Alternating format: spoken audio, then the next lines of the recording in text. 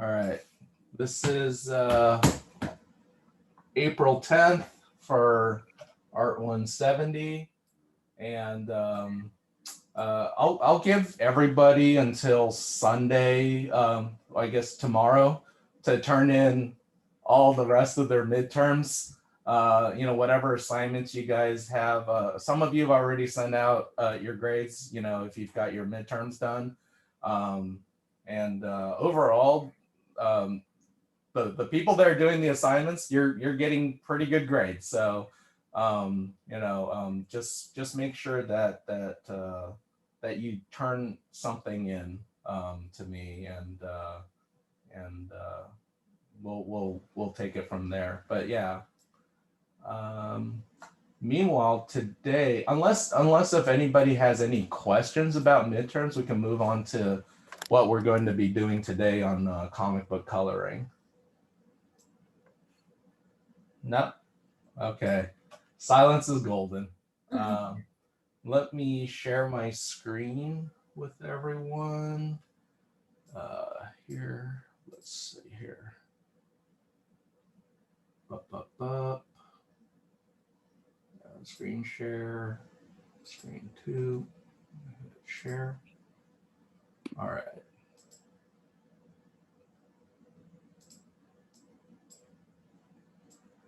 So I just uploaded a bunch of stuff onto our Canvas.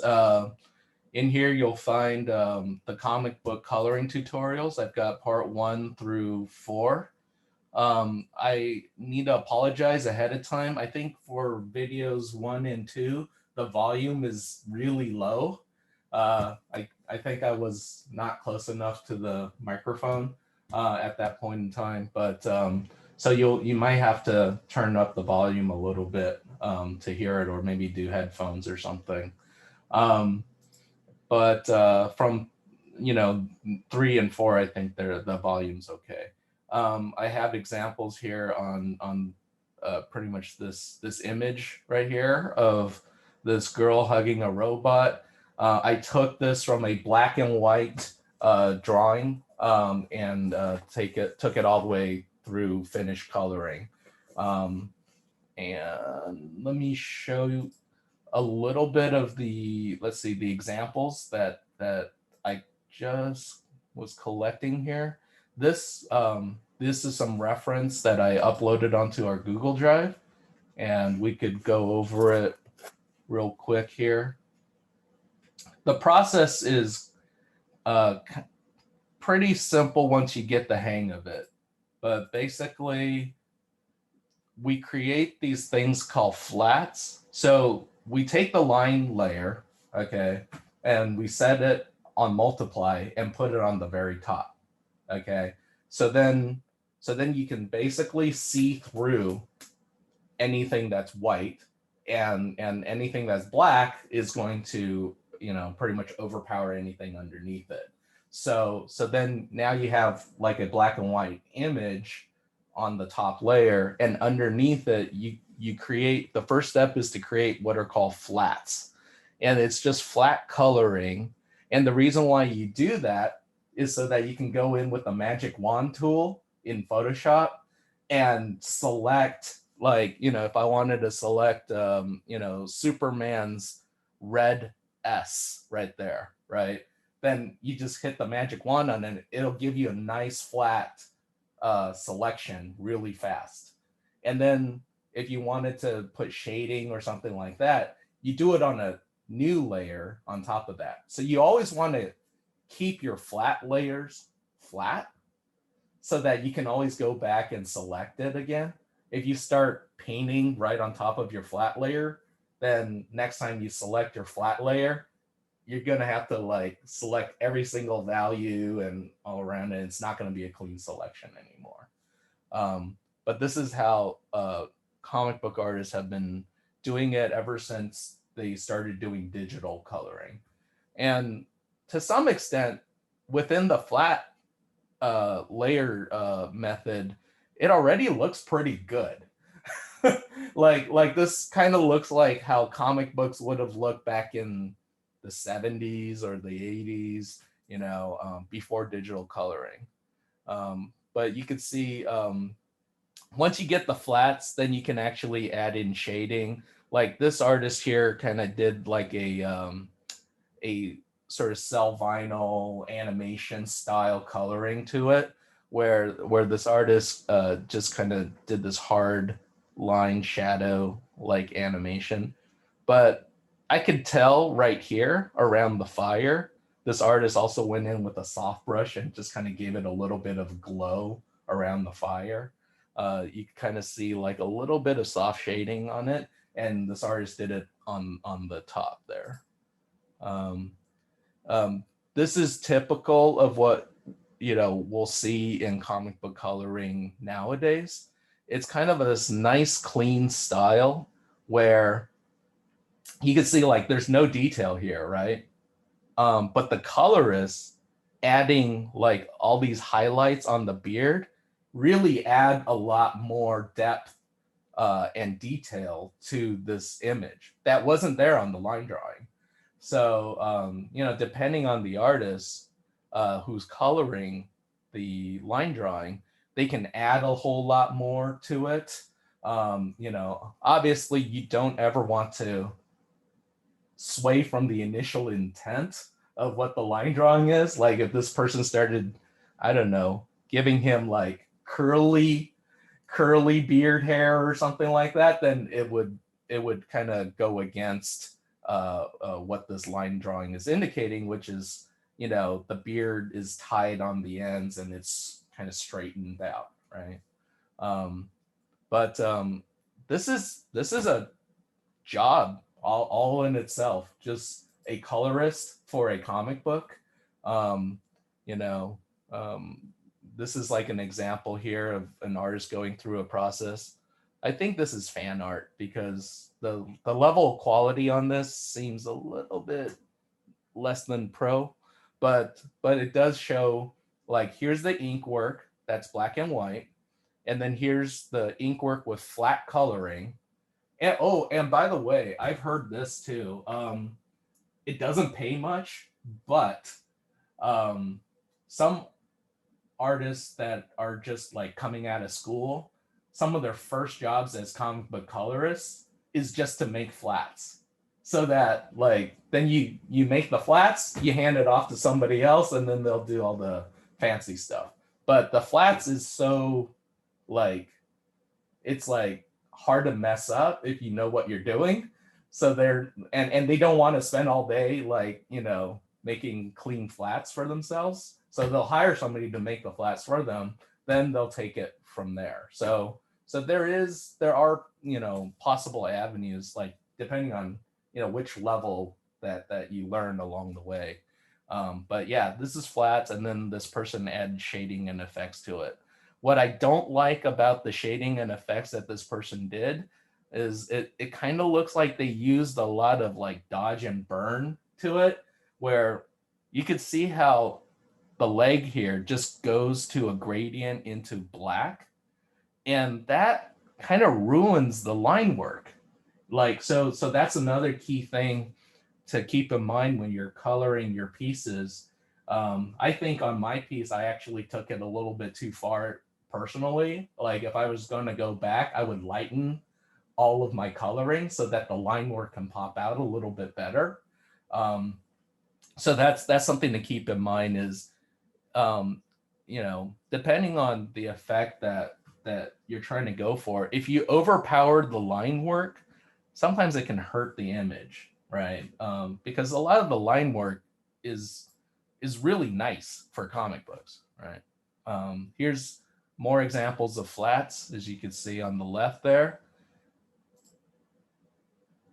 Here's another example. And you can see like the results of, just this flat coloring gives it sort of a retro comic book kind of style to it. I would say that probably this dark blue on Cyclops right here might be too dark, right? As just a personal choice. This artist put in all this cool detail on the torso muscles and everything, and for that blue to be that dark, everything gets lost, right? More examples. this image might work just on its own as a flat.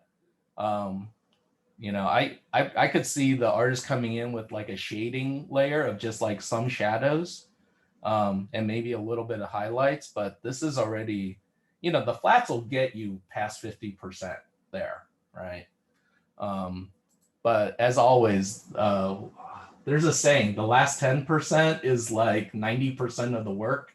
It's like sometimes that finish can actually take longer, but but roughing it in should be relatively fast. So I wanted to give you different examples, not just like realistic comic book art. Some of you might want to do like funny web comics or have your own like anime characters, or have some people like to draw Pokemon and things like that. So I'm just trying to show a variety of how these artists have taken black and white line work and turned it into color. More example. So this is starting to get into a territory that where you need to know the stuff that I've taught you before. And what I mean by that is, how does lighting affect cylinders, spheres, all these geometric shapes, right? Because this artist is doing that right here on Spider-Man. There's a blue light, right? That's hitting Spider-Man from the top. And you could see how the shape of that blue light that's hitting him follows, like his head is a sphere, right? His individual fingers are little cylinders, right? Even this muscle right here is kind of like it's like a mix between a sphere and a cylinder, because it's like a cylinder with a lump on it, right? So that's kind of how you got to start thinking if you're going to actually paint in lighting as well. So this is a pretty successful piece here, because that blue light really makes it look like this is nighttime, right?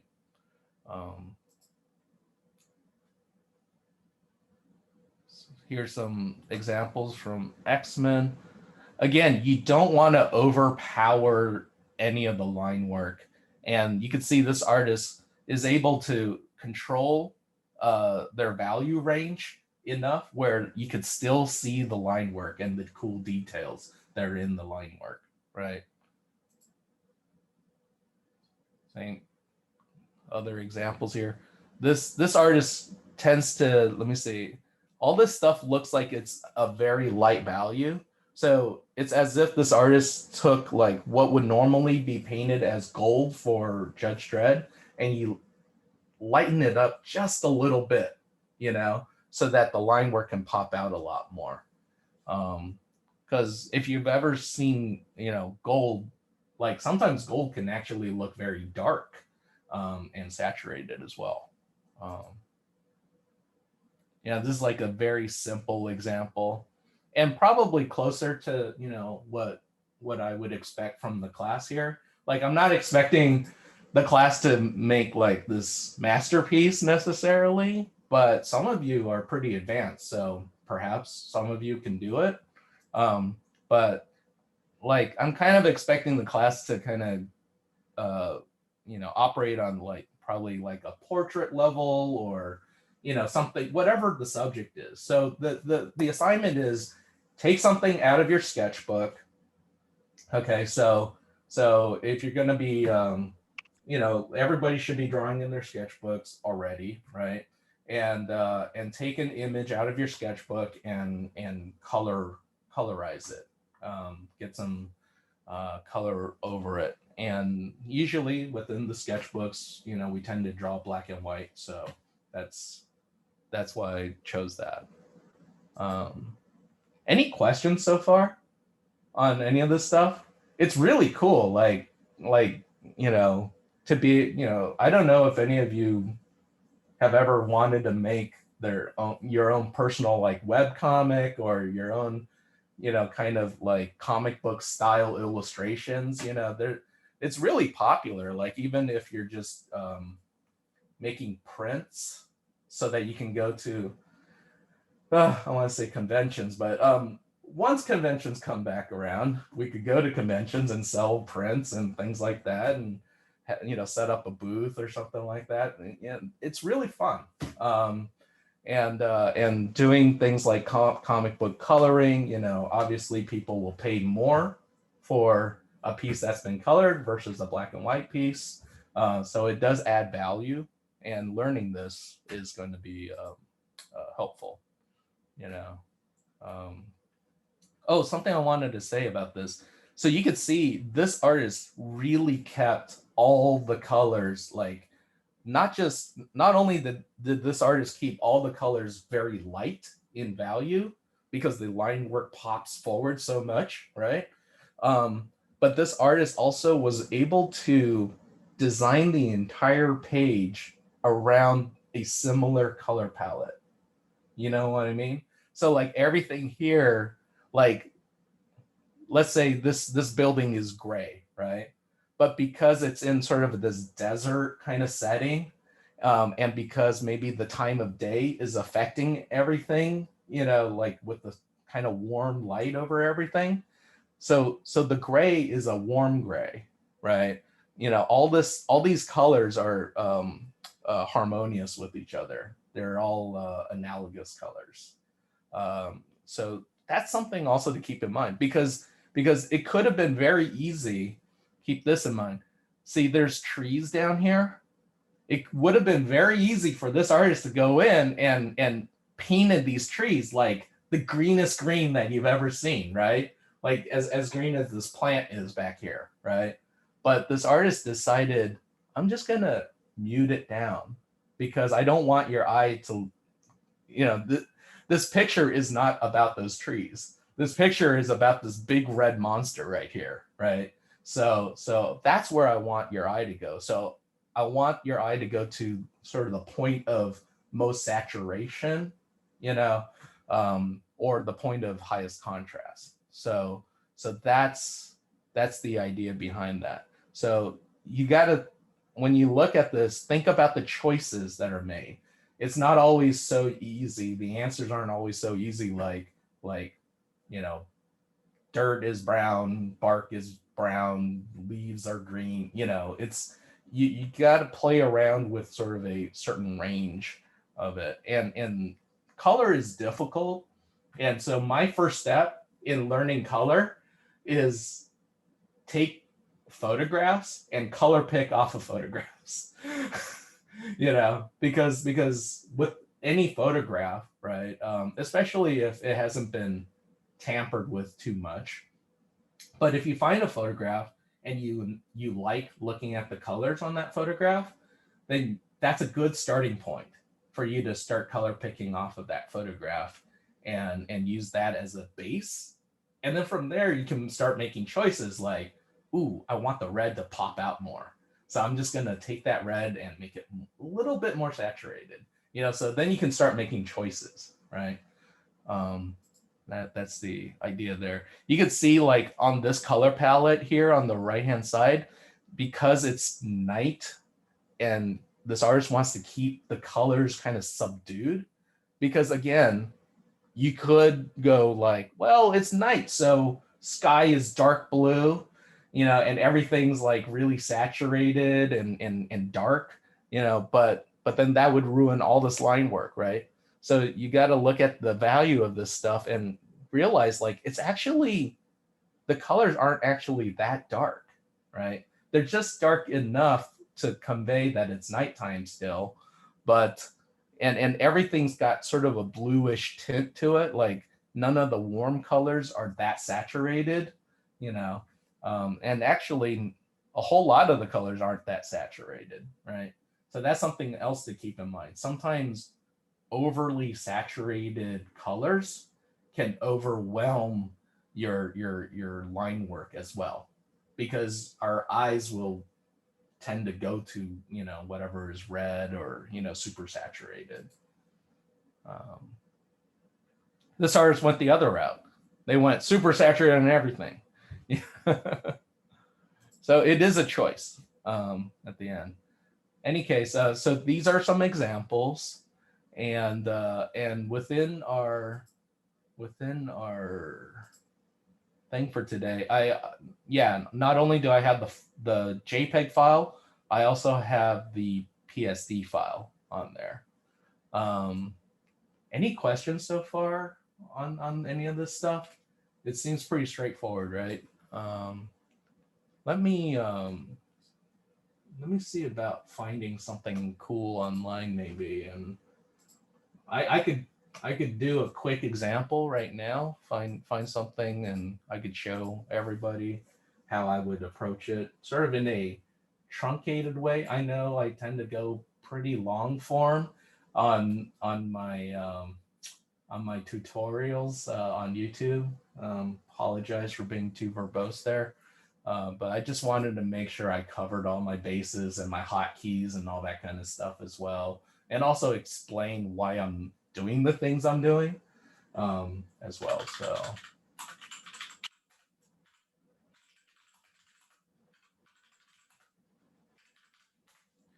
comic book black and white art.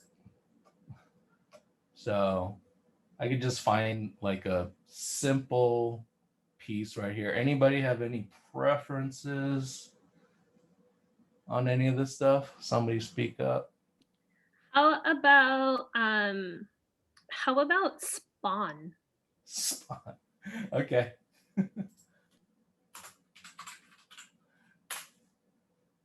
I remember Spawn. Greg Capullo was a artist for Spawn, and now he draws Batman all the time. And my goodness, that guy is so good. Like he's gotten better with time and age and all that kind of stuff. And his stuff on Batman has been absolutely amazing, frankly. But I'll do something simple like this, just so that you guys don't get the impression like you got to go super detailed or anything like that. Again, something out of your sketchbook. So I wouldn't expect something out of your sketchbook to be like a finished piece, like this, which would have taken Greg Capullo like an entire day to pencil, and then maybe like another half a day to ink. You know, that kind of thing. But yeah, something like this would be great. Copy. The other thing I gotta bring up here is your images should be relatively high res, to go forward as well. So if I go here to inches, got 72 DPI at 11 by 13. So it's a little bit low res for my liking.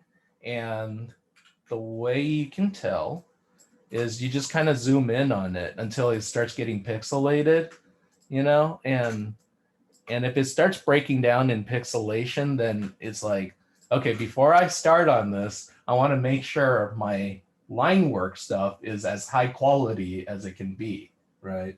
So, for example, if I was doing this as a Google image search, I would think I can do this. Let's see. No, it used to let me do this. I don't know why it's not doing this anymore. I would like drag this in. No? All right. Well, let's do this then. Does that work? No? Huh. It used to let me do like a reverse Google image search on this stuff.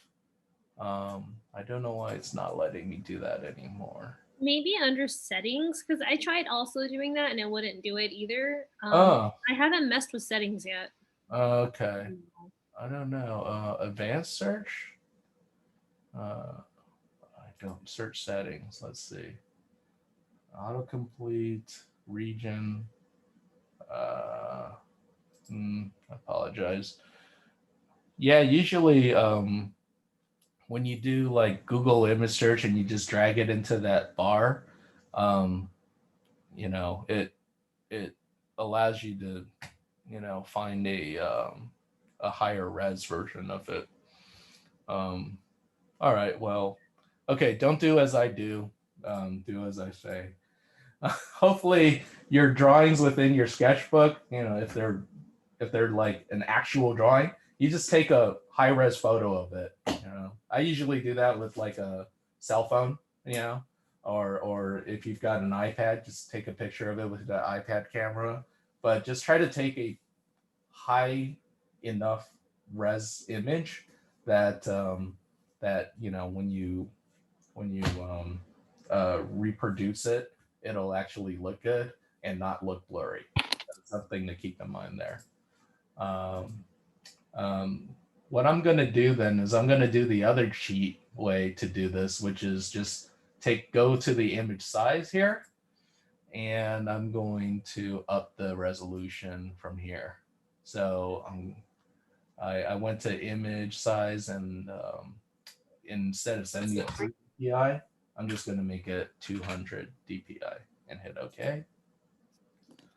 Now, what that did was it didn't give me the little jaggy pixels, but what it did was it kind of used its algorithms and kind of blurred out the pixels a little bit.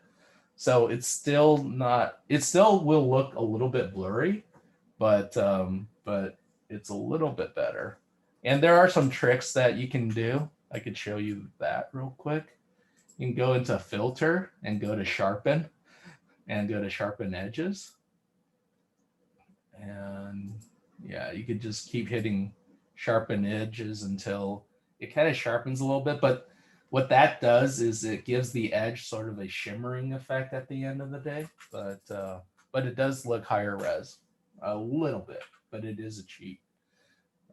The people who know what to look for will know that you did that trick. So that's something to keep in mind. All right, so as we can see, this image is black and white. It's not see-through, right? If I created a new layer right now and I painted some red. So, it's set to black and white.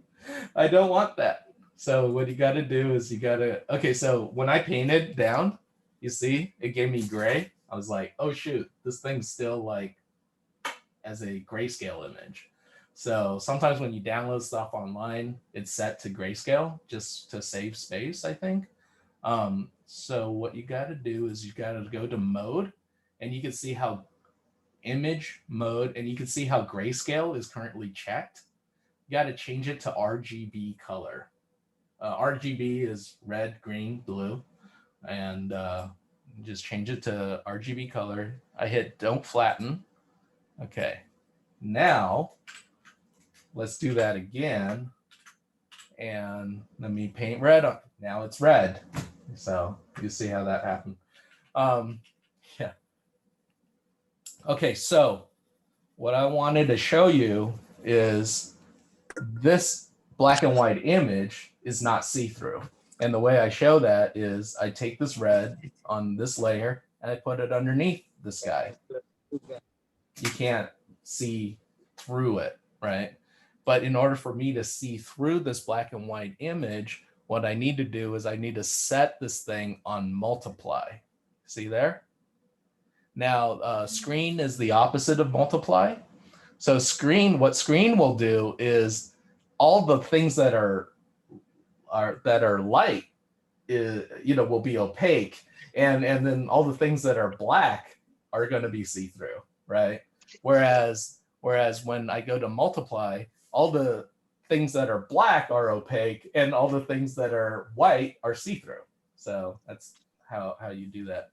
So what I just did there was kind of a neat trick too, just for your own future reference. For example, if you wanted spawn here to be drawn with a red line, solely with a red line, well, then you could actually fill this whole darn thing in with red like that. And now the line works all red. So, but that's not what we want. What we want right now is we want this thing to be set on multiply. And not that saturated. So, and generally the lightness is going to go a little bit higher up so that we can see that line work like I had mentioned. And it's tricky with red because it turns pink. so you still need to keep it within a certain color value in order for it to stay red. That's pretty good. Okay.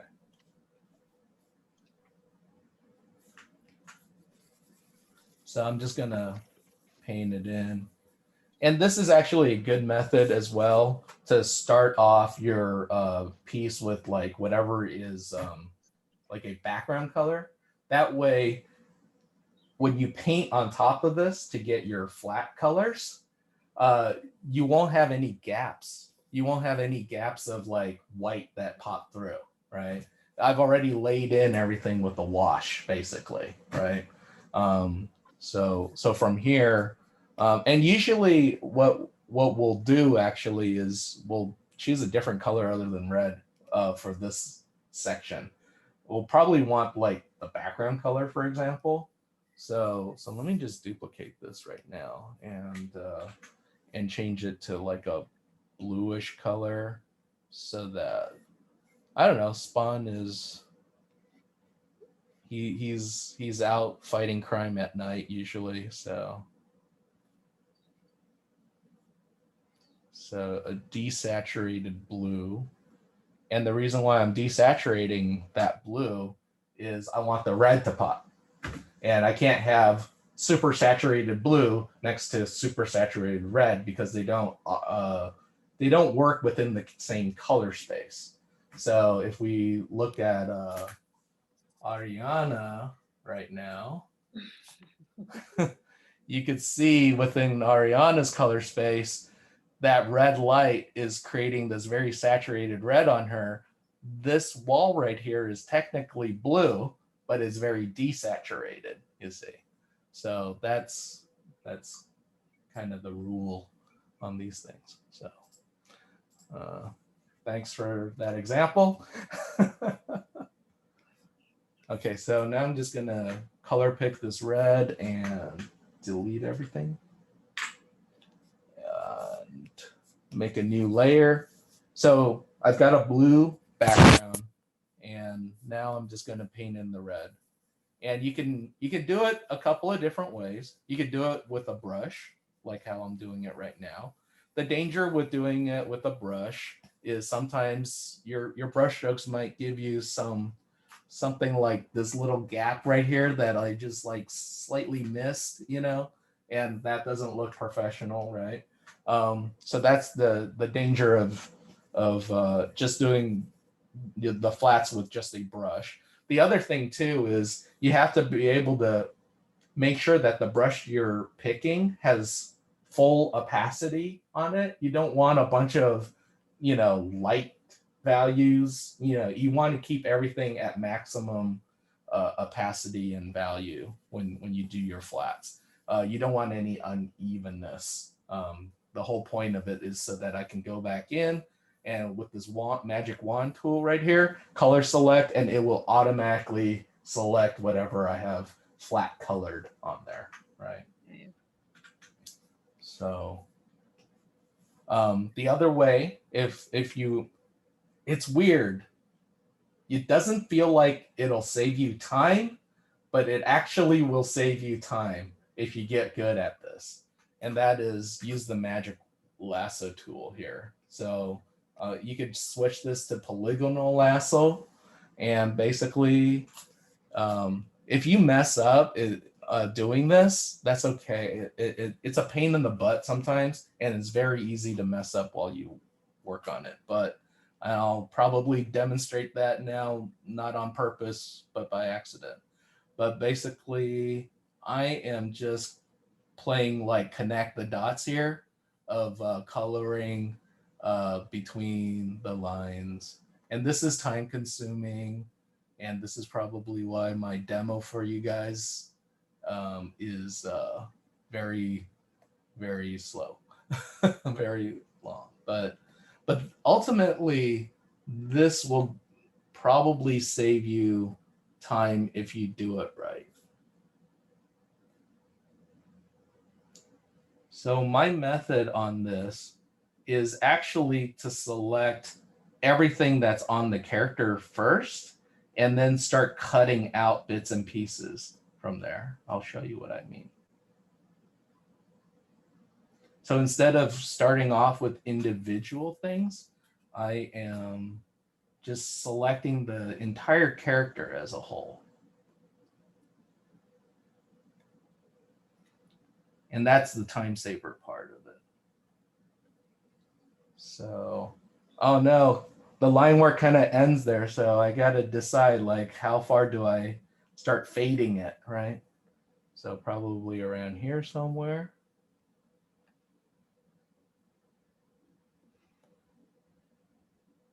And you can see that the line work it has gaps in it. So basically I have to actually do it through selection instead of the magic wand tool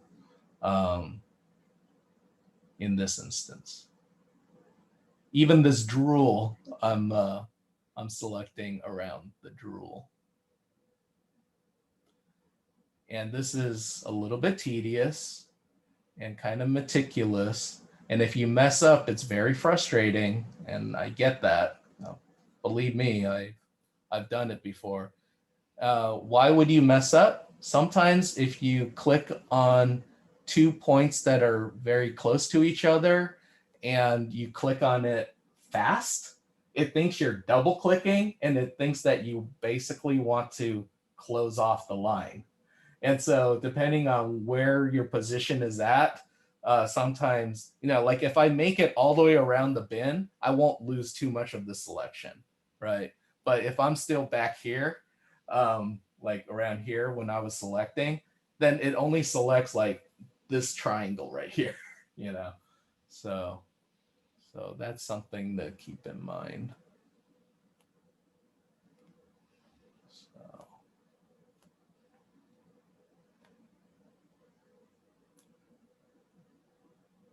I'm gonna do this.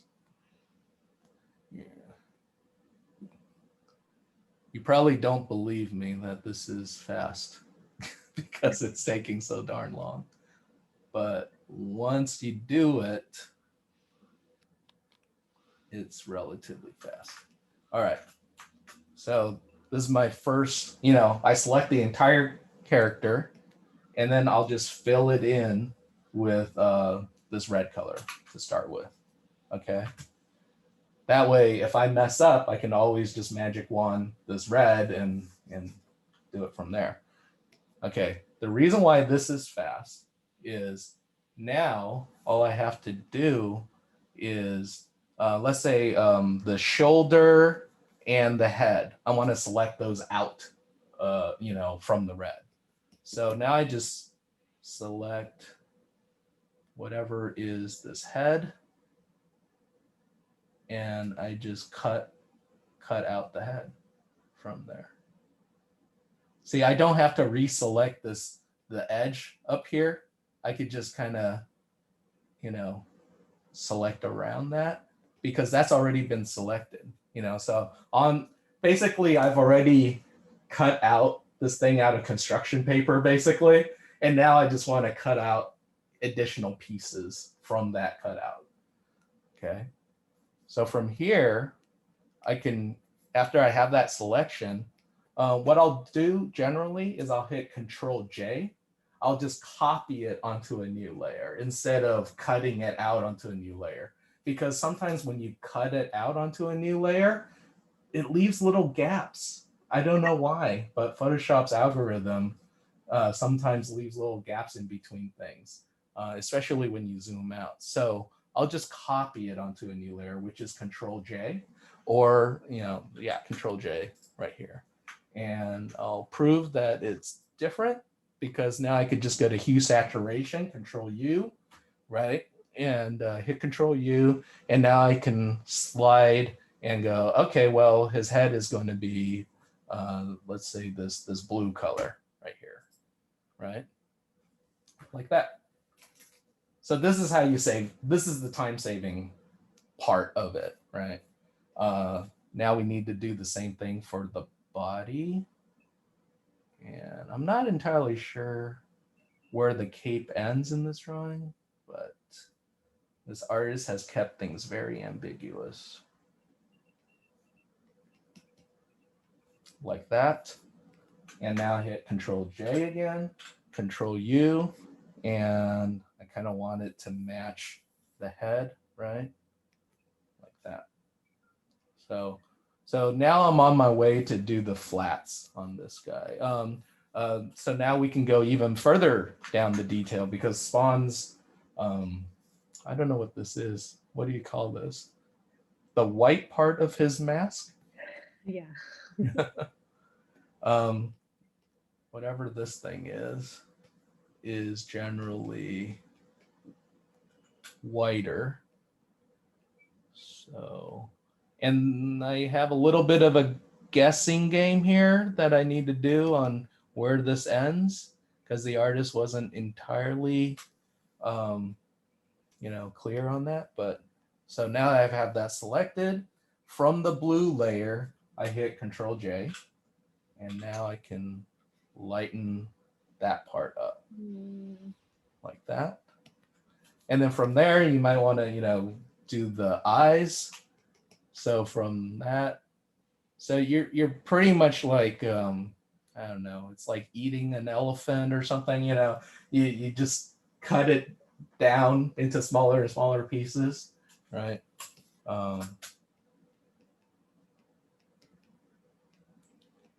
And I think in the past I've seen his eyes either glow yellow or so I hit Control J, Control U real quick, right?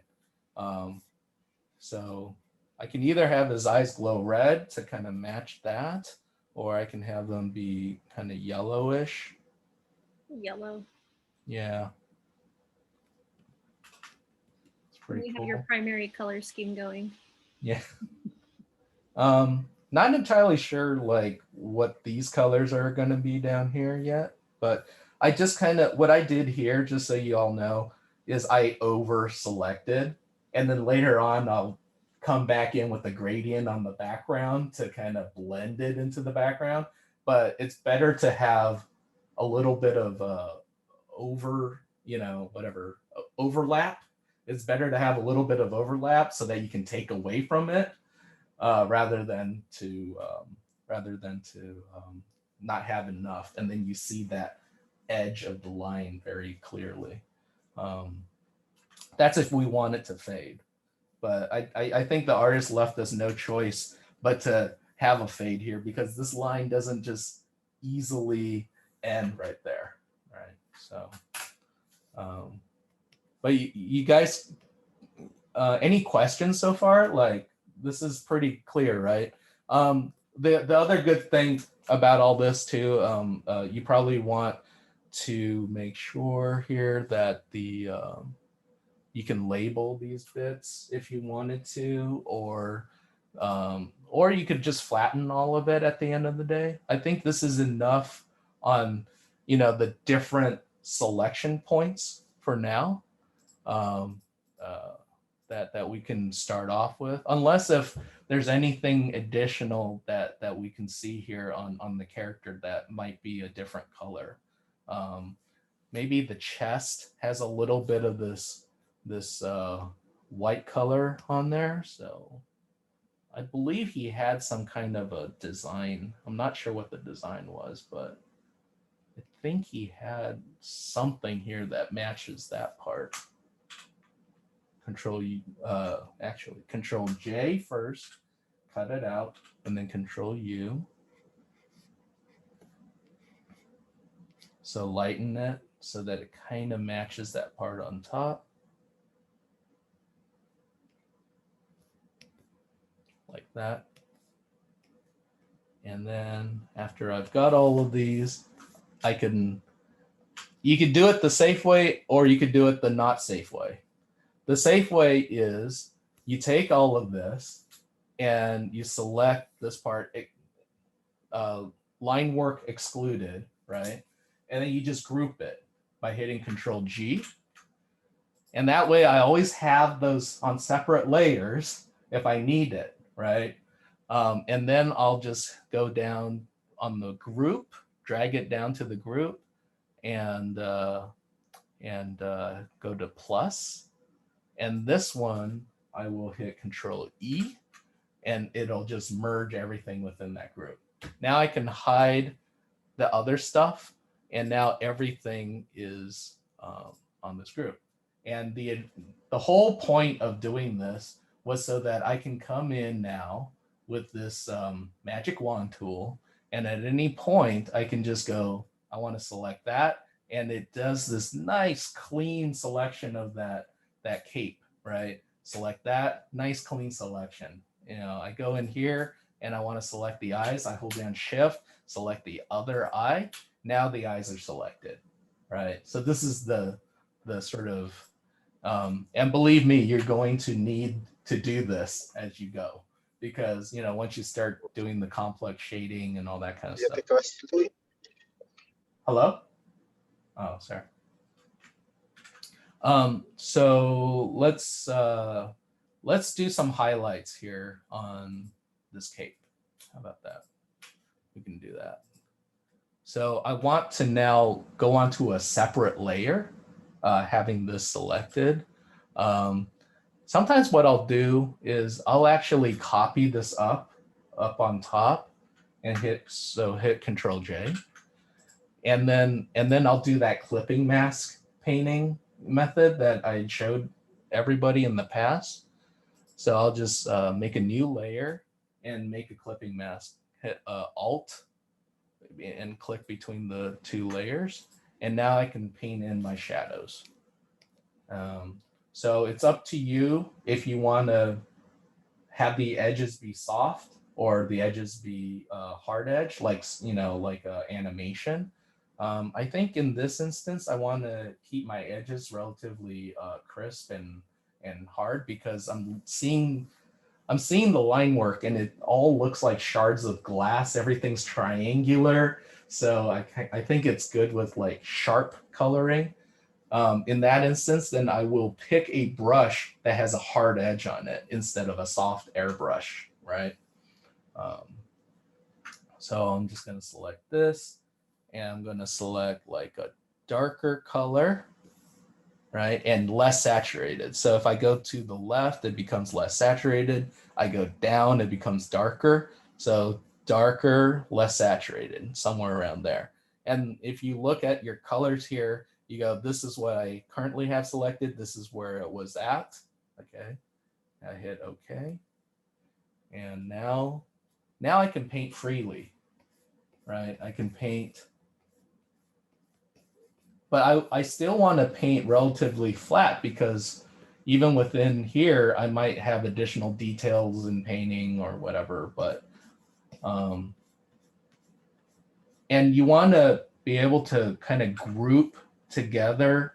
How should I put it? You don't want the shadows to be spotty everywhere. You kind of want to like generalize and cluster, you know. So for example, here, I may just keep all of this in shadow, you know. Maybe some of the light comes in a little bit later, like around here. But like if you start, you know, if I had started going in here, I'll show you real quick. If I go in here and I make little tiny triangles for every single one of these, it can look too busy, right? Over, you know, it's like every single, even when it's in the shadow, it's also, it has light hitting it. So it makes me wonder, like, how far is that light going around the bin where it's still hitting every single highlight, right? That's the question. A lot of comic book colorists, when they're starting off, tend to do this. And it's not terrible. It's just, I don't know. It's a choice. How about that? I'll just say it's a choice. It's not too terrible because it gives me some additional detail here. However, what it's actually saying here is that that this is getting hit by light. But what it should be is this stuff should be in the shadow, and maybe only a little bit gets hit by the light. Like that's better because now the front side is, you know, is getting hit by this light. So, and let's just say the head is kind of covering that part, and maybe this part's kind of facing down, so it's not getting hit by light, but then this kind of curve around part right here gets hit by light. So now I want to make sure that my edges are pretty nice and designed on here. And so you want to go back and start cleaning up with a sharp eraser as well. Any questions so far on, you know, the light shapes? Like all the stuff that I've been teaching so far on, you know, even our painting demos and stuff like that, it's kind of led up to this kind of decision making where now you got to make some pretty crisp decisions on what shape is that light, you know, right here. So there's like a nice shadow layer, for example. And then on top of that, you might want to do a highlight layer. So I'll make that on a separate layer as well. The reason why is because later on, I might come back in and go, you know, that shadow that I did, it's not dark enough, or maybe it's too dark. And so now I can just change the entire shadow layer value all at once, you know? So if I just went back here and go like, oh, I just want to adjust all that darker, then I can do that. But if I keep the highlight layer on the same layer as my shadow layer, then the highlight layer is going to be affected as well. So now I'm kind of breaking it down to where like, okay, I'm gonna put some highlights down on here. So on this, again, if you go light, it can go pink, right? And so I kind of don't want it to turn into sort of salmon color. So then I'll just add a little bit more, I don't know, orange to it. It's almost like that might be a better light tone for this red. It's weird. The eye does funny things. But let's say if I wanted some highlights here, right? And maybe along here as well.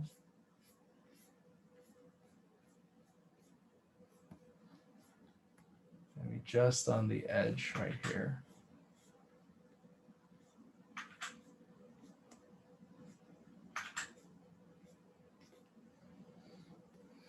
It's pretty elegant, you know. You don't have to do too much on your highlights, right? So there, highlights. So what I can do now is I can just group all of these together, hit Control G, and just call it cape, right? So this stuff is all in its own layer. And that's kind of how you build this stuff up over time, right? Let's do some facial detail since that's probably the most challenging part, frankly. So I'm going to select this this white part of the mask, hit Control J.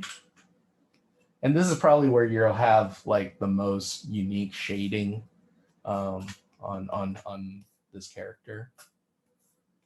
So I'm going to make a new layer on top of that and hold down Alt and click here.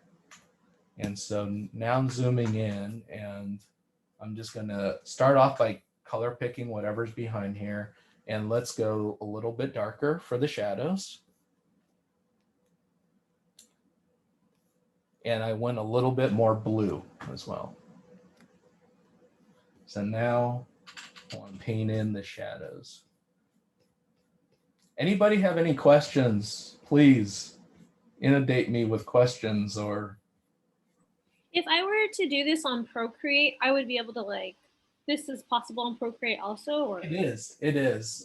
Procreate has multiply, has it also has clipping masks as well, and grouping as well. The only difference you'll see on Procreate is it sets a limitation. So depending on how high res you make the image, it will limit the number of layers you can actually work with.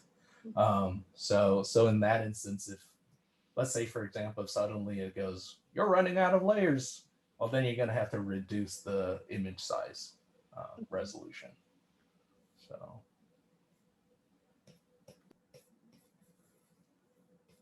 Anybody else have any questions?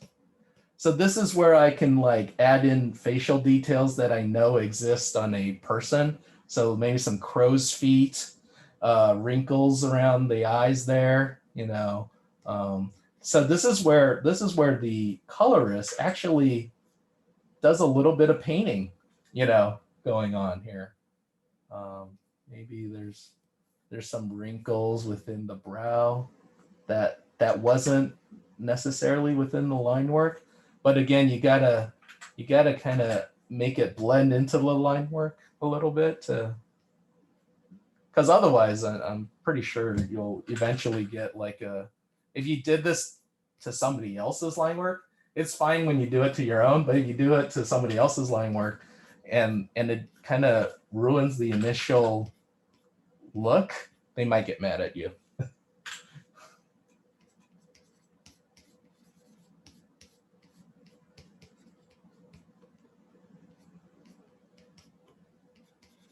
I'm just painting in the bags under the eyes, right? You know, little bits here and there. Maybe follow some of this brow, whatever that is, brow muscle wrinkle.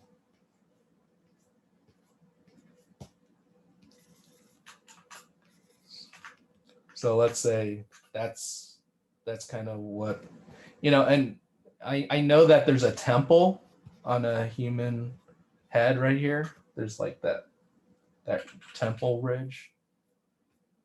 So maybe I can put that in there as well. And, you know, this is kind of a messy thing. So I'll go back and erase out so that it becomes a more smooth and elegant shape, right? So it's a lot of like positive and negative painting, right? You paint in your initial shape and then you clean it up through the eraser, you know, to make sure that your shapes kind of read so that they don't all look like circular blobs that you've put into the painting for your shadows. Again, it's like, how would I say it? In traditional painting, sometimes you don't always want to use the round brush. Sometimes you want to change up for the flat brush so that you get some nice crisp edges to it, right? So that's a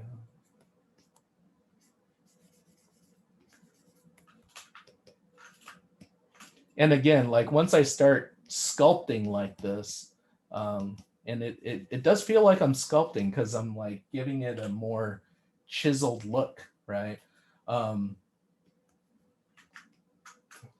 Now you're part of the, now you're taking part in the line work of this character, and so gotta be careful too that you don't overwhelm too much with too much detail with you know, all that. So now I'm going to make another layer and get my highlights in. So I'm going to go Alt and just kind of, and this is all happening within this sort of white area of the mask. Okay. And notice that I didn't want to have the base of my white area of the mask to be pure white, because then I couldn't add any highlights to it, right? So I kind of still kept it just a little bit lighter blue, so that now when I add the highlights to it, I can have somewhere to go. You know, if I was there on this corner, I would have nowhere to go. And even now with my highlights, I don't think I want to reach white, you know. You always want to kind of reserve that for maybe never touch it. you know, within your painting. So now I'm going to paint in some highlights. And that looks like it's white, but as we know from our color pick right here, that's actually a little bit of light blue, right? And so now I can kind of come in with these highlights here. And I'm thinking about the wrinkles here as little cylinders. They're like cylinders that kind of taper, right?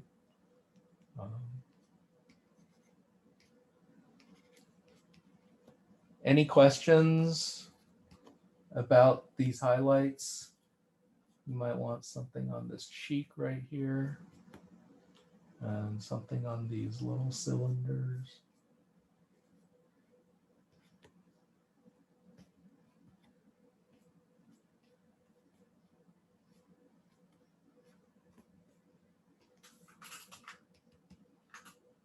Something like that.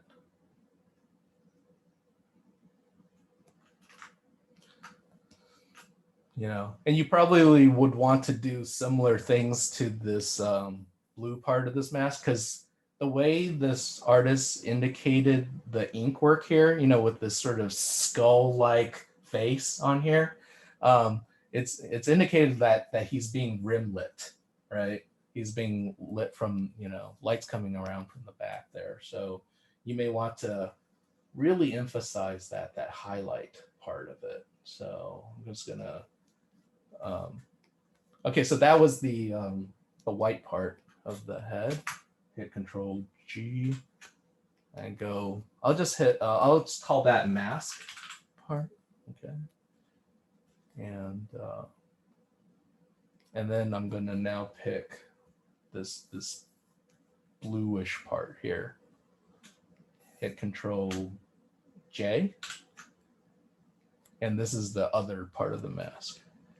Make a new layer, turn it into a clipping mask, hold down Alt, click on this.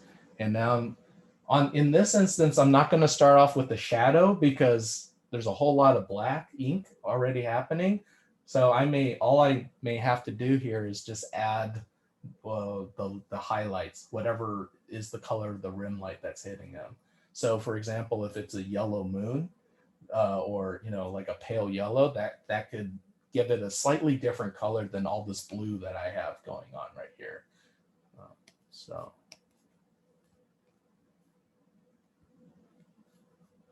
let's say I take the color of the eyes and then I kind of made it a little bit more pale and a little bit lighter. And this might be the wrong choice. I don't, you know, but you got to make a choice. The saying is, you can only steer a car that is in motion. so once I make the choice, then I can always self-correct later. But you got to put something down first, right? So what I'm doing now is I'm just painting the edge here, and I want that sort of scary skull stuff to get some highlights on there, as well as the little dangly drool bit on here to get some highlights so that you notice it, because that could get lost, so you don't want that.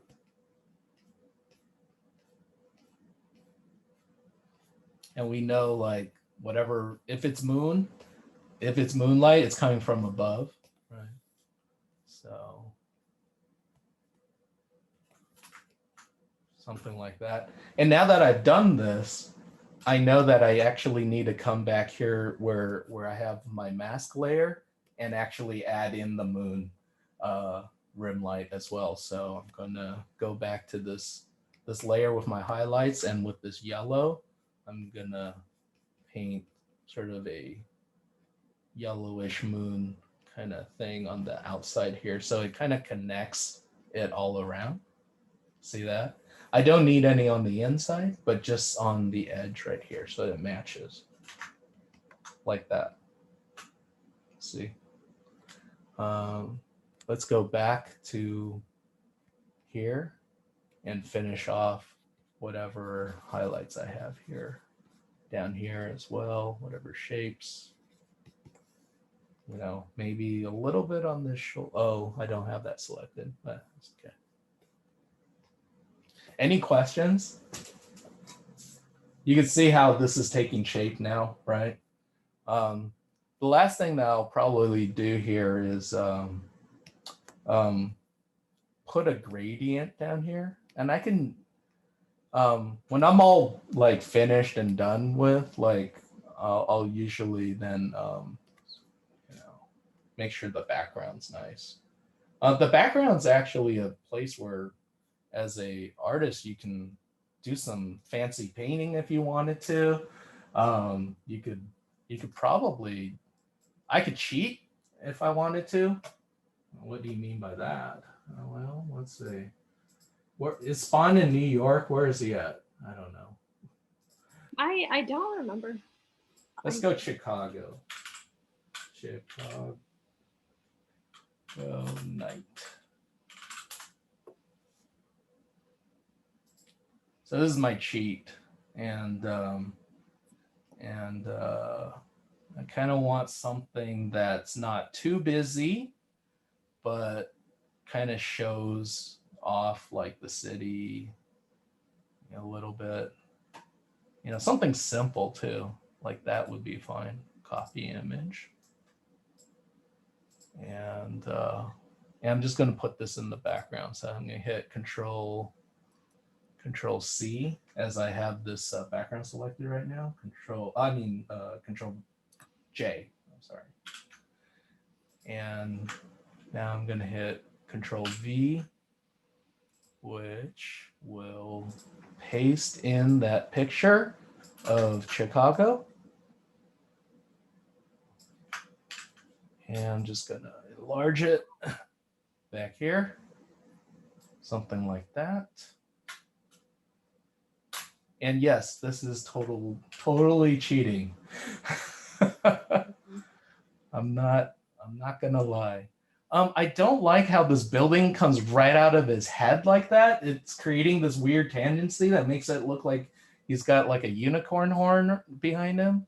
So I just kind of want it to, you want to kind of take a look at this negative shape that this building is creating right here as well, and make sure that there's no tangencies happening. Like that would be a tangency, because now I can't see that drool, right? So that would be better, actually. Something like that. So design still plays a factor here, you know. So with this background, I'll go to the filters. I'll go to filter gallery. And remember I had the cutout thing, right? That you could probably do a little bit of that here as well. So edge fidelity, I want to keep that pretty low. Simplicity, that's too high, right? Now it starts looking like you're in the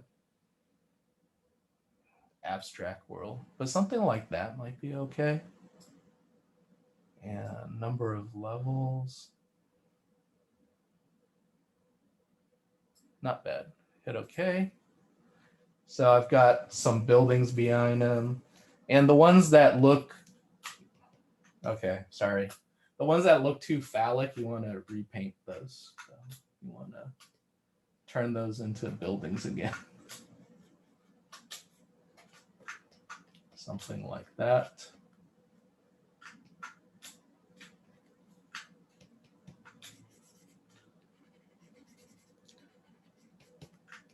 But you could see how after I did the cutout filter, how that kind of changed it up enough where it's hard to tell what it was originally. And then you might want to do a little bit of this rooftop, you know, what's on the roofs? AC units, antenna, you know, that kind of stuff, right? Helipads, sometimes they have these helicopters up here, you know. Any questions of what's going on right now with this stuff?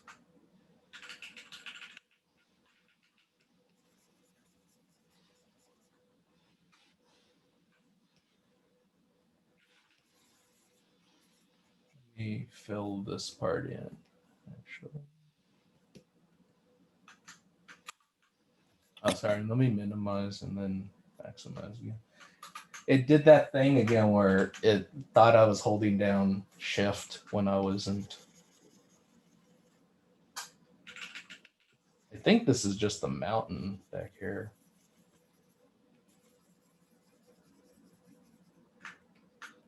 And I want to maintain the ocean down here as well. Okay. And from here, what I can do is, I'll show you. I could stretch this up, Control T, stretch it up, and then mask it out. So create the layer mask, you know, this square with the circle in it, that creates this. And from here, I can create a gradient that goes black and basically swipe down from there to the point where now it just kind of gradiates in this sort of pleasant, you know, background, right? Some of this line work down here still needs to be kind of fixed a bit. So let's do that real quick. Maybe some of this black still needs to kind of be here. And some of this red stayed down here. And I hadn't gotten around to all this stuff yet, but yeah, basically there was a little bit of this white part here, right? Let's paint that in real quick.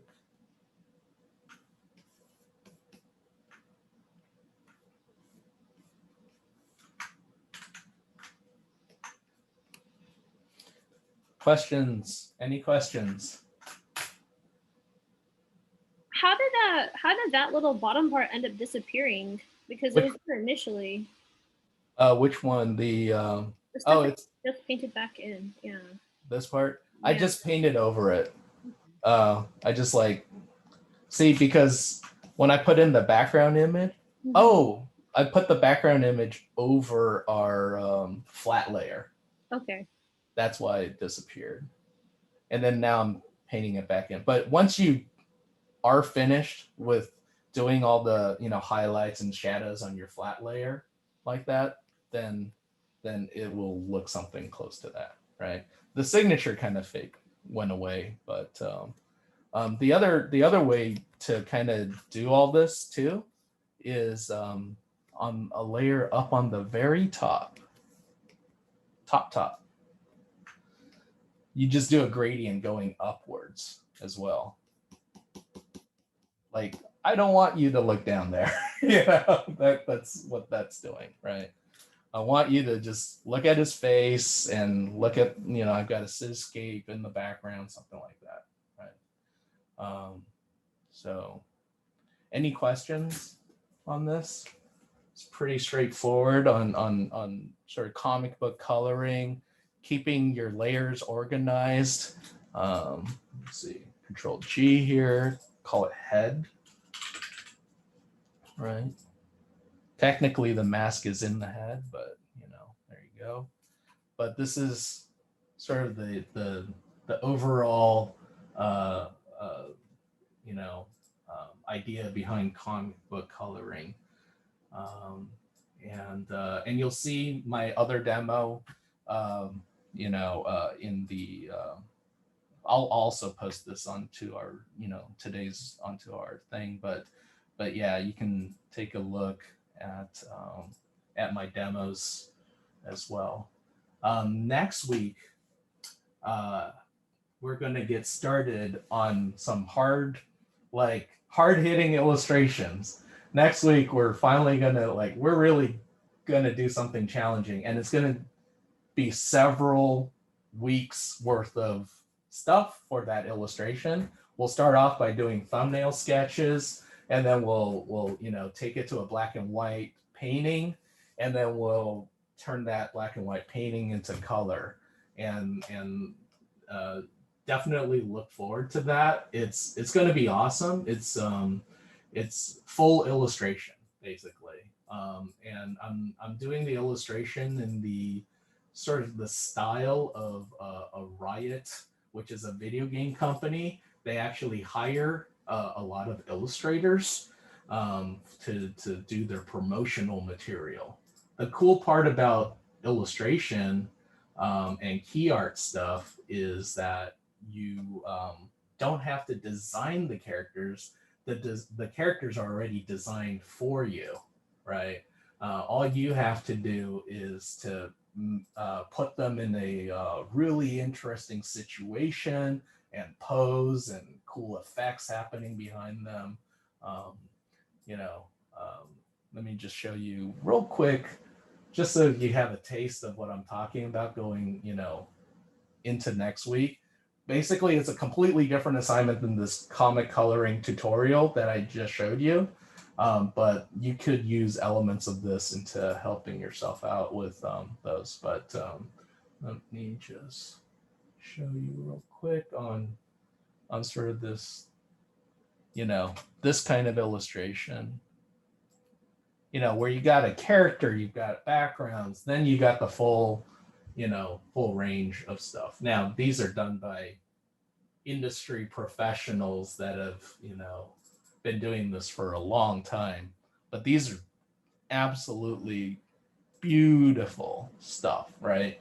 And I'm not saying that ours is going to be anywhere near as good, but I'll show you what the demo will look like.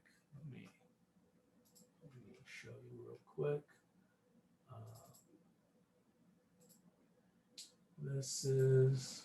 This is what I ended up with. Okay, so you could see it's within the vein, the spirit of it, but that's the ultimately what we ended up with. But the more important part, actually, that I want to test everybody on for coming down the pipe is, first off, thumbnailing, sketching, drawing, coming up with these kind of, this is actually harder, just so you guys know. This takes more brain power and will exhaust you in your creative brain more so than creating something that's like polished and finished and all that kind of stuff, because this is just, let's look at some of the reference, let's do the detail and all that kind of stuff. There's way less thinking happening here, but this is going to stretch your brain as far as like, oh, that pose isn't, I need that pose to be more heroic, or should that spear be coming towards me, can I even do the foreshortening? Maybe I could get somebody to model for me and get some reference out of that, that kind of this is the difficulty part of it, just so you guys know. If I was going to spend 10 days doing nothing but this, I would be exhausted by the end of that. But if I spend 10 days doing the something like this, oh, easy. I could be listening to podcasts. I could be, listening to music, not really having to think too much, except for, how's light hit form and all the basic stuff that we've been covering, right? How do I make that bow look like it's made out of wood or metal or whatever it is? How do I get that? That's all easy stuff. The difficult part is the thumbnailing. So, anyways, that's what's coming down the pipe. Just to give everybody a heads up. But this week's assignment is take a black and white illustration. In this instance, I just took something off of the web, but I would like it if you guys, if you all took something out of your sketchbooks so that it's more personal. It means something to you. It's something that you could claim as your own. You know, even in this instance where I kind of took a photo or something and put it in the background, I probably didn't need to do that. I probably could have just gotten away with just this. That's fine. Like if you want to make it your own, make it your own, right? And that way you could, put it in your portfolio without feeling guilt as well. The other aspect of it too is, you'll probably enjoy making it more if it's something in your style. All right. And with that, that's the end of this demo and for today, unless if anybody have any questions going forward. Okay. All right. Thanks. Oh. Okay, this is really quick. So I'm going to be taking a picture, like you said, out of my sketchbook. Should I then trace what I have in my sketchbook with a marker, like a Copic or something, so that way it's like nice and black? Oh, you brought up a really good point.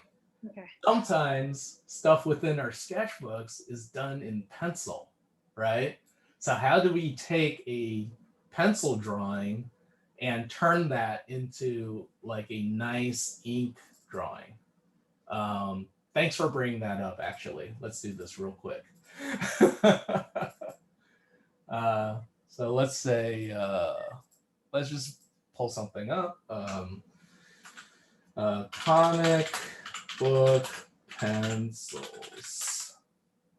Bump, bump, bump. Now, this isn't ideal. I mean, obviously, if you want to do it, you can actually ink over your pencils. But there have been instances where artists that do, pencil drawings, that they can actually bring it into Photoshop and make it look like it's an ink drawing afterwards.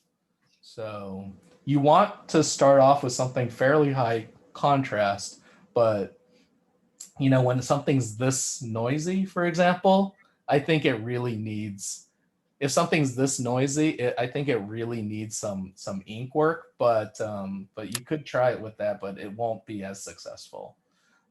Something that's like, on a white background will be a lot easier to do, just so everybody knows. So, and if it's out of your sketchbook, it'll probably be on a white background, I would imagine. So how about this? Let me take something that's in between, because this one is very high contrast already. So let's take that what was that? The Conan image here. So let's take this. This is probably more typical of what I would expect, sort of line quality wise and everything within a sketchbook. Okay. Let's see if I can find something higher res though. This is only 600 DPI. It's really low res. All right. Yeah, I don't know what's happening with Google these days, but it's not the Google I know. Let's see here. All right. Let me see. Can I just copy this? All right, I'll just save as, I guess. Into pictures. Oh, it's an HTML file. They're really protecting their stuff, man. All right, well, here's how I get around it. I just print screen, and you guys aren't gonna have to worry about this, but let's say I just wanted to show like what a pencil looks like. So V. Let's go in Photoshop and hit Control N for a new file and Control V. Let's bring it up here. All right. It's a little bit blurry because it's low res, but how do I turn this into a nice high contrast ink image? That's the question. There's a couple of things we can do. First off, I'm just going to copy this because if I mess up, I can always go back to the original. One of the first things, there's a couple of things you can do. Remember the threshold trick that we had?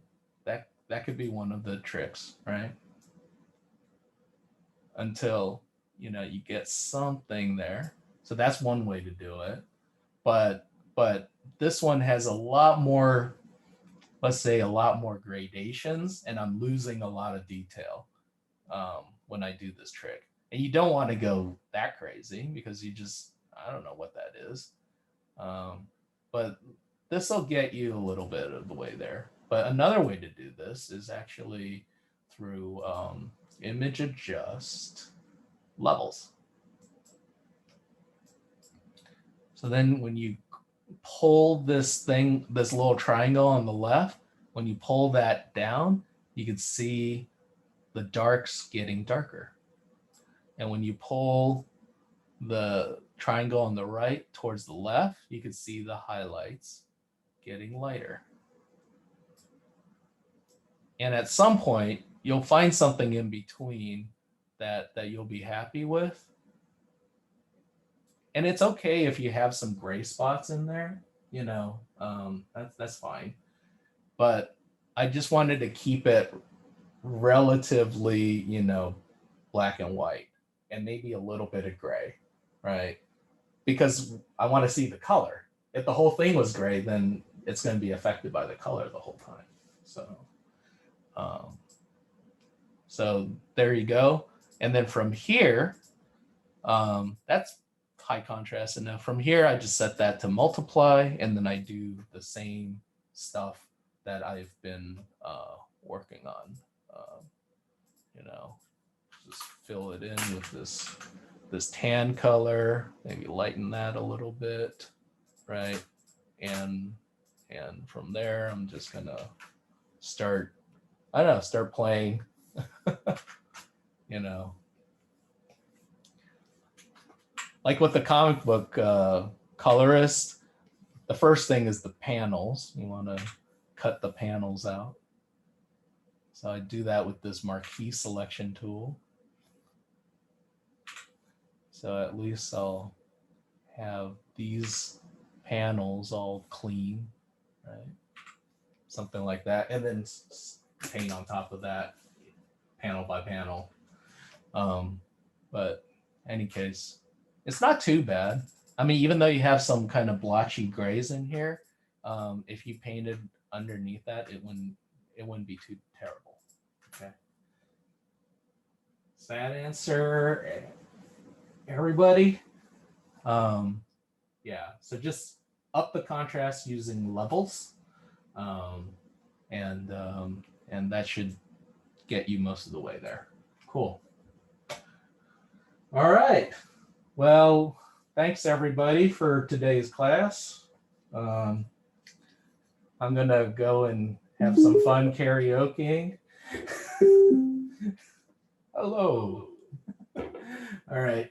I'll see everybody again next week. Okay. Thanks everyone. Okay. Bye. Yeah, see you next week. Thank you. Bye. Thank you.